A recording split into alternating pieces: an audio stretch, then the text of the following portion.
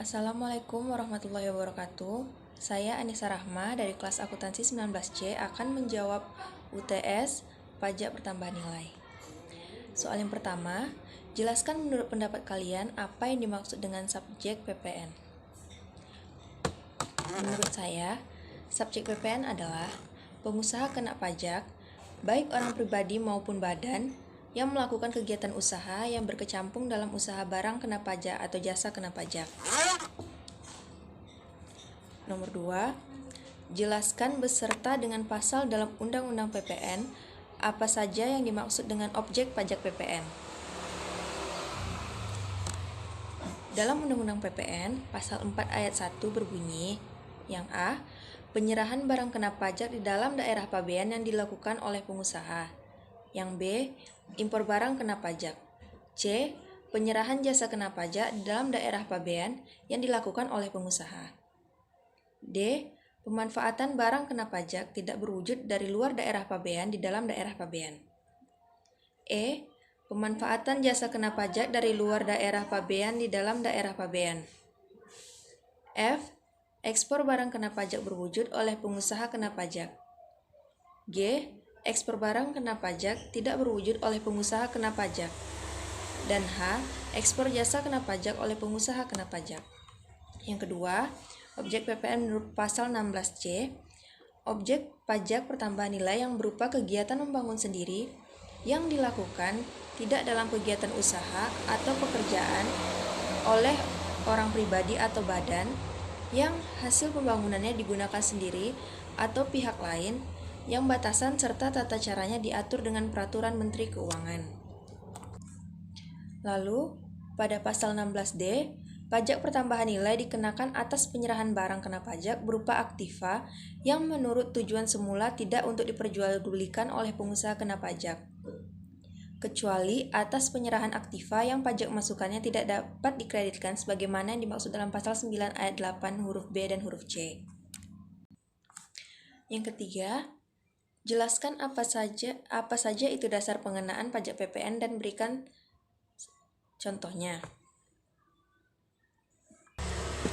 Dasar pengenaan pajak adalah jumlah harga jual, penggantian, nilai impor, nilai ekspor, atau nilai lain yang dipakai sebagai dasar untuk menghitung pajak yang terutang.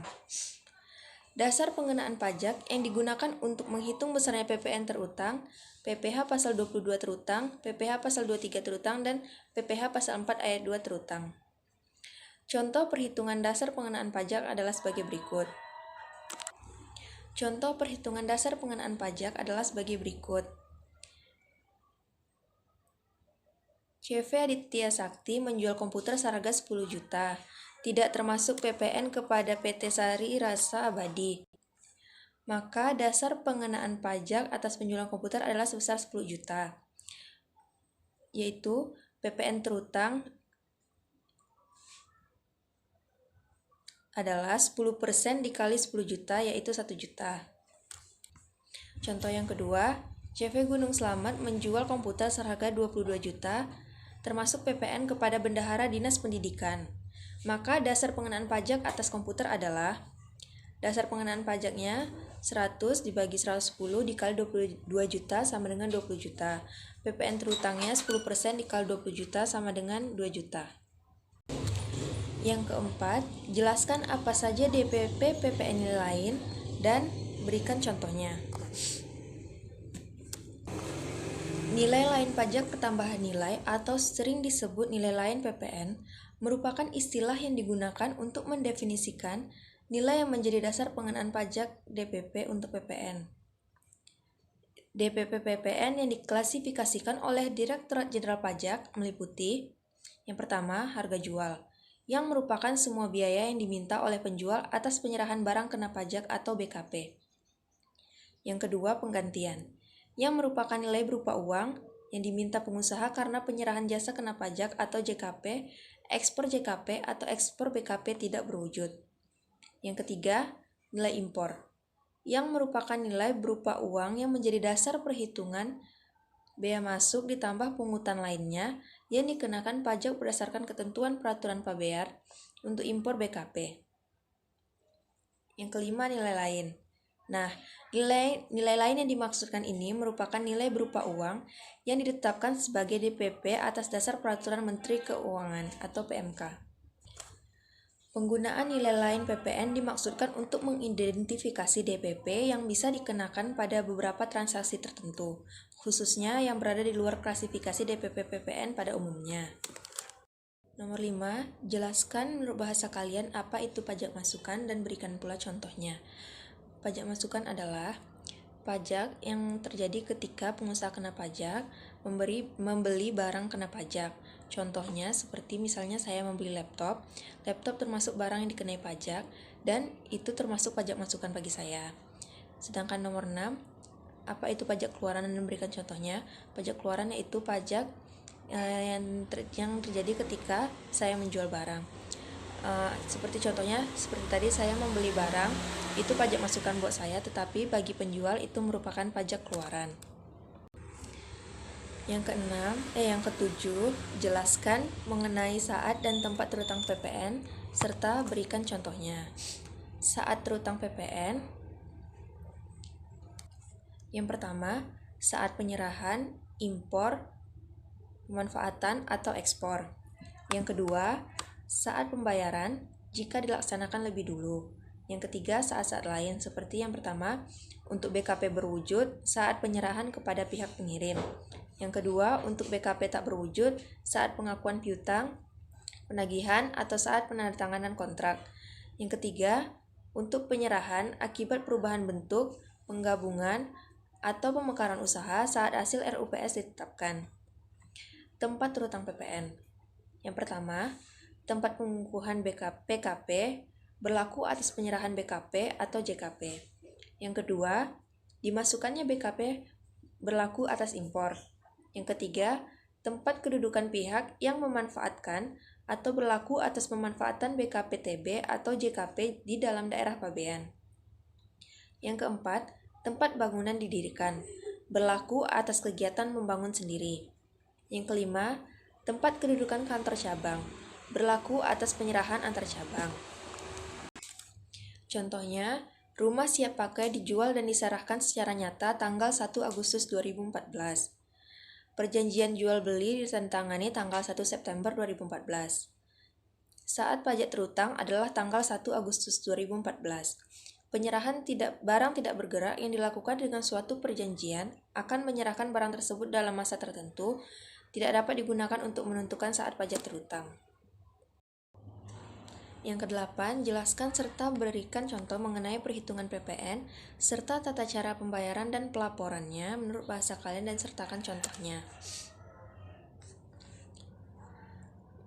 Contoh menghitung PPN yaitu toko Samson menjual kulkas sebanyak 20 kulkas dengan harga satuannya sebesar 6 juta rupiah. Lalu berapakah PPN terutang toko Samson yang wajib disetorkan?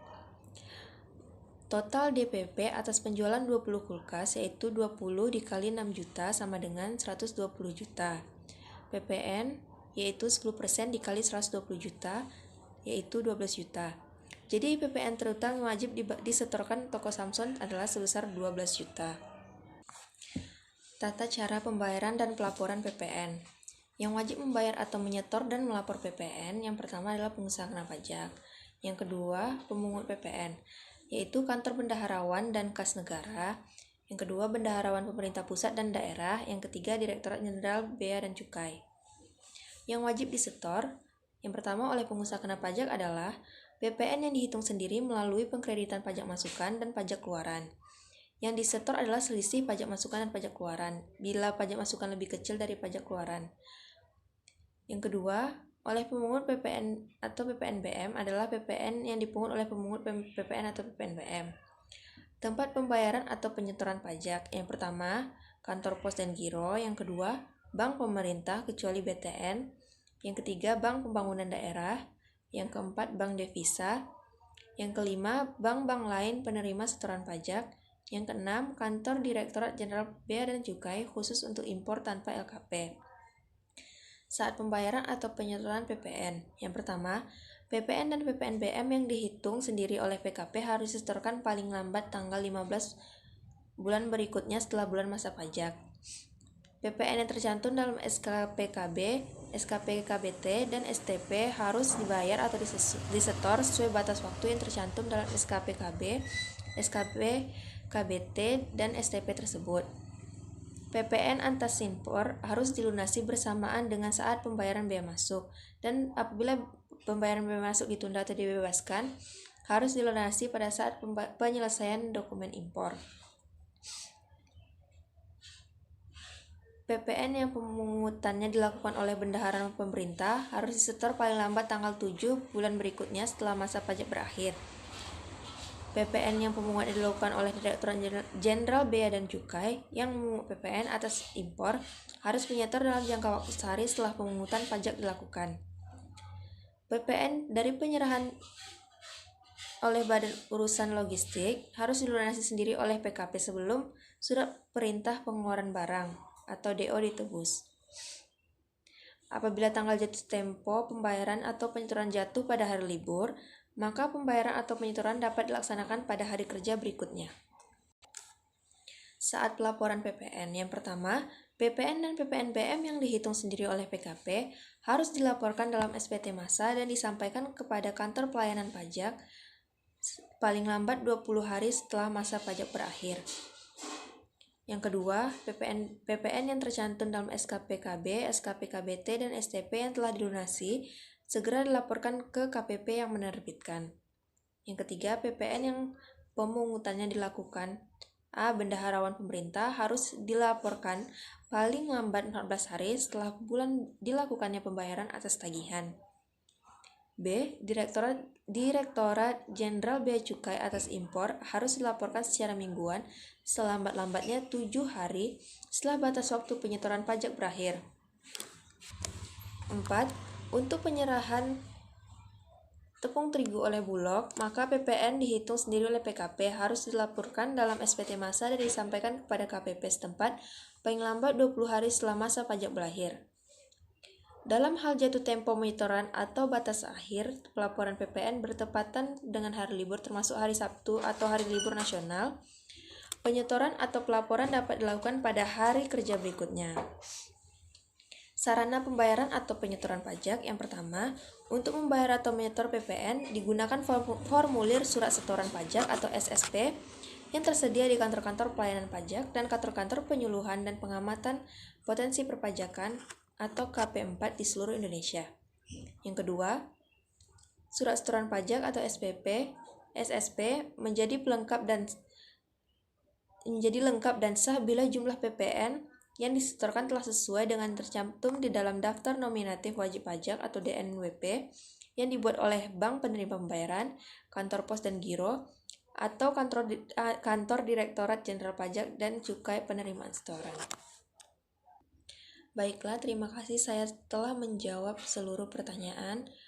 Apabila ada kesalahan dan kurangan mohon dimaafkan. Assalamualaikum warahmatullahi wabarakatuh.